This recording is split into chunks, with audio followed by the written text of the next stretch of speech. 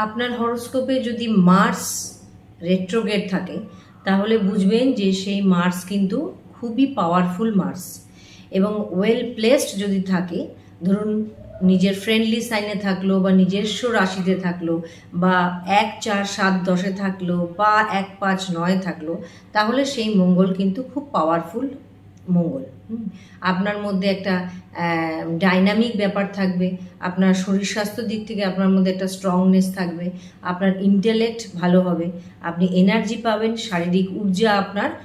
ভালো থাকবে। কিন্তু এই মঙ্গলই যদি খারাপ প্লেসমেন্টে থাকে, ধরুন শত্রু রাশিতে থাকলো, শনি রাহুকেতুর ইনফ্লুয়েন্সে থাকলো, তা বা 6, 8, 12-এ থাকলো, তাহলে কিন্তু এই মঙ্গল আপনার মধ্যে একটা অ্যাগ্রেশন দেবে। আপনার কিন্তু মেজাজ বা মাথা গরম হওয়ার টেন্ডেন্সি থাকবে, মেজাজকে কন্ট্রোল করার ক্ষমতা কম থাকবে, আপনি যে কোনো ঝগড়াঝাটিতে জড়িয়ে পড়ার সম্ভাবনা থাকবে, আপনার লাইফে কনফ্লিক্ট লেগেই থাকবে, কোনো জমি জমা নিয়ে ডিসপিউটের মধ্যে জড়াতে পারেন, আপনার ভাই বোনের সঙ্গে, ছোট ভাই বোনের সঙ্গে আপনার সম্পর্ক ভালো নাও হতে পারে,